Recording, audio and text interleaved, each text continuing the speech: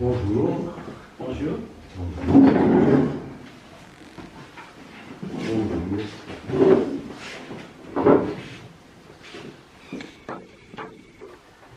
Je vous présente Roger, John, Jürgen et Bernadette. Nous sommes réunis aujourd'hui dans la maison de John, voilà, face à sa bibliothèque, pour se souvenir de Walter Benjamin,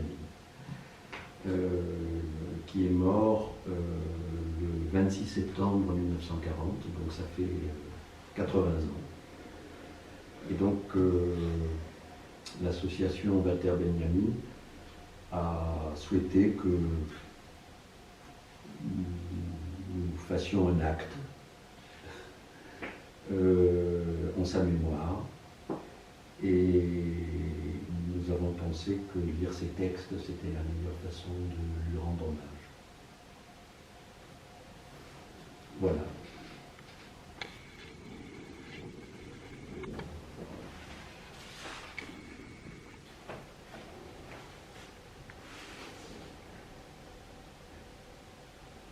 Lisa Fitko, le chemin Walter Benjamin. Le chemin descendait maintenant en pente douce. Il devait être environ 14 heures quand nous atteignîmes l'extrémité de la paroi rocheuse et je voyais l'agglomération dans la vallée toute proche.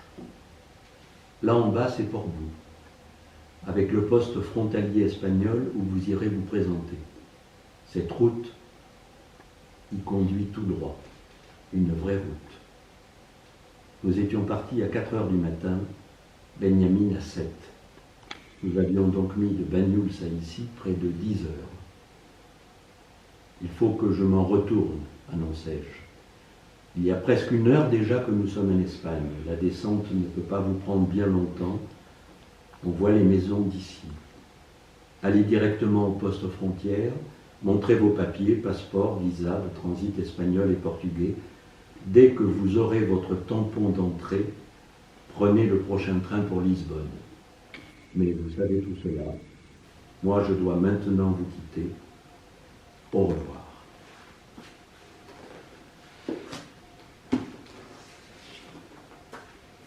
Jürgen. Moi, je dis Walter Benjamin, Franz Kafka, zur 10. Wiederkehr seines Todestages. Sancho Panza. In einem chassidischen Dorf, so erzählt man, saßen eines Abends zu Sabbatausgang in einer ärmlichen Wirtschaft die Juden. Ansässige waren es, bis auf einen, den keiner kannte, einen ganz ärmlichen, zerlumpten, der im Hintergrunde im Dunkeln einer Ecke kauerte. Hin und her waren die Gespräche gegangen. Da brachte einer auf, was sich wohl jeder zu wünschen dächte, wenn er einen Wunsch frei hätte. Der eine wollte Geld, der andere einen Schwiegersohn, der dritte eine neue Hobelbank und so ging es die Runde herum. Als jeder zu Worte gekommen war, blieb noch der Bettler in der dunklen Ecke. Widerwillig und zögernd gab er den Fragern nach. Ich wollte, ich wäre ein großmächtiger König und herrschte in einem weiten Lande und läge nachts und schliefe in meinem Palast und von der Grenze bräche der Feind herein und ehe es dämmerte, wären die Berittenen bis vor mein Schloss gedrungen und kein Widerstand gäbe es und aus dem Schlaf gestreckt, nicht Zeit, mich auch nur zu bekleiden. Und im Hemd hätte ich meine Flucht antreten müssen und sei durch Berg und Tal und über Wald und Hügel und ohne Ruhe Tag und Nacht gejagt, bis ich hier auf der Bank in eurer Ecke gerettet angekommen wäre. Das wünsche ich mir. Verständnislos sahen die einen die anderen einander an. Und was hättest du von diesem Wunsch? Fragte einer. Ein Hemd, war die Antwort. Diese Geschichte führt tief in den Haushalt von Kafkas Welt. Niemand sagt ja, die Entstellung die der Messias zurechtzurücken einst erscheinen werde, seien nur solche unseres Raums. Sie sind gewiss auch solche unserer Zeit. Bestimmt hat es Kafka gedacht. Und aus solcher Gewissheit seinen Großvater sagen lassen, das Leben ist erstaunlich kurz. Jetzt in der Erinnerung drängt es sich mir so zusammen, dass ich zum Beispiel kaum begreife, wie ein junger Mensch sich entschließen kann, ins nächste Dorf zu reiten, ohne zu fürchten, dass, von unglücklichen Zufällen ganz abgesehen, schon die Zeit des gewöhnlichen, glücklich ablaufenden Lebens für einen solchen Ritt bei Weitem nicht hinreicht. Ein Bruder dieses Alten ist der Bettler, der in seinem gewöhnlichen, glücklich ablaufenden Leben nicht einmal Zeit zu einem Wunsche findet, dem ungewöhnlichen, unglücklichen der Flucht aber, in die er sich mit seiner Geschichte hineinbegibt, dieses Wunsches überhoben ist und ihn für die Erfüllung eintauscht.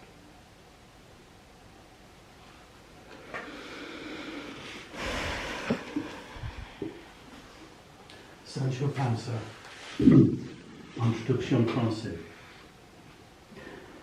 On raconte qu'un soir, vers la fin du Shabbat, les Juifs d'un village hassidique se réunirent dans une auberge misérable.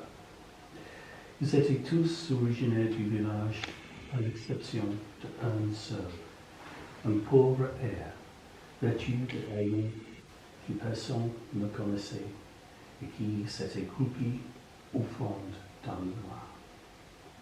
Les discussions allaient bon train. Tout d'un coup, on demanda à chacun ce qu'il souhaitait s'il pouvait voir se réaliser un beau. De l'argent, disait le premier. Un gendre, disait une autre. Un nouvel établi, disait le troisième. Et ainsi de suite. Tous avaient répondu lorsqu'on posait la question au mendiant dans ce coin sombre, qui répondit à contre-cœur et en hésitant.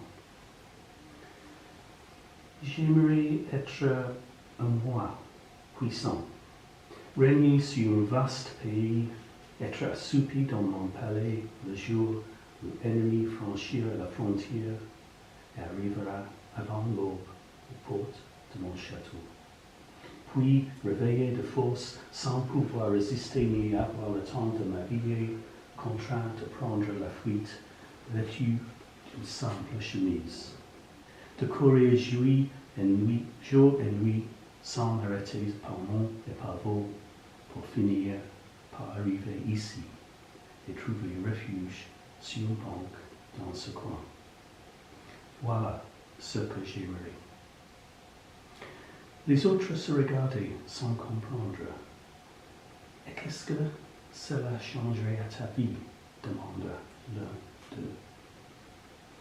J'aurais une chemise, répondit le pauvre air.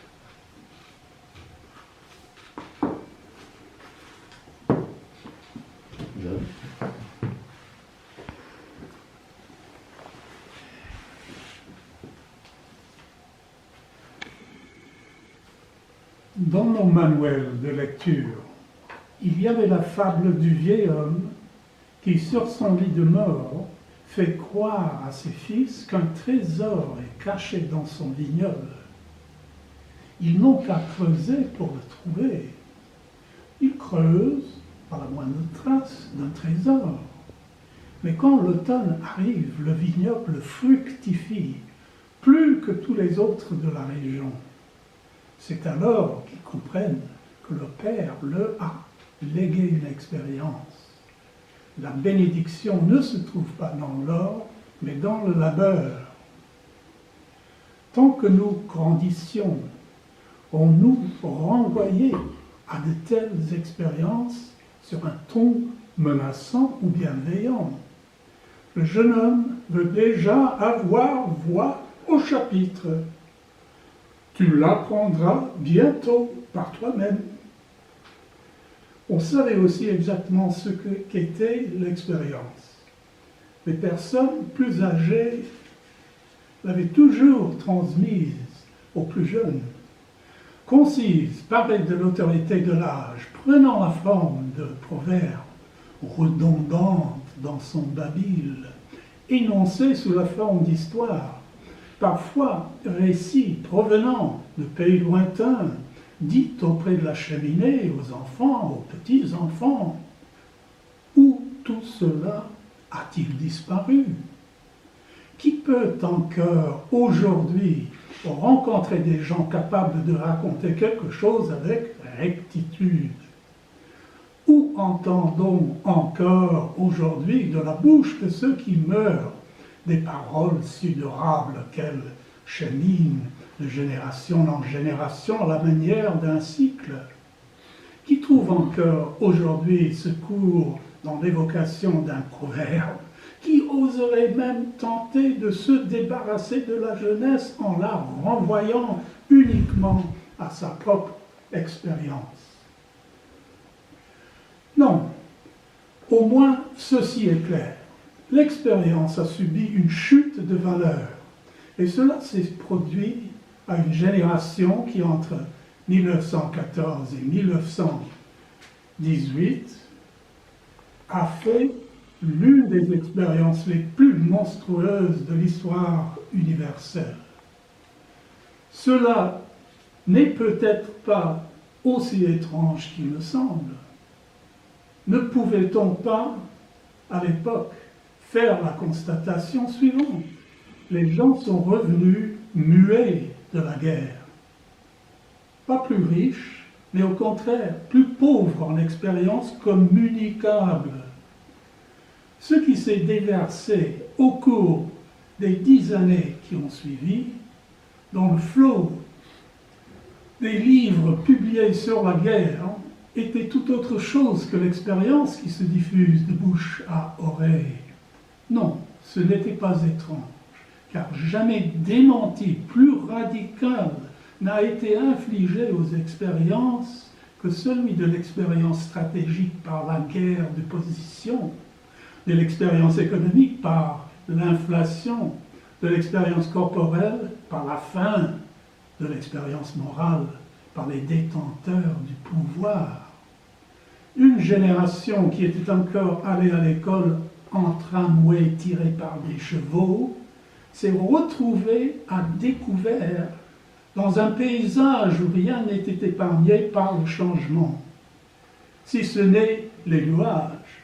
Et au beau milieu de tout cela, dans un champ de force, traversé de flux d'extracture et d'explosion, l'infime et frêle corps humain.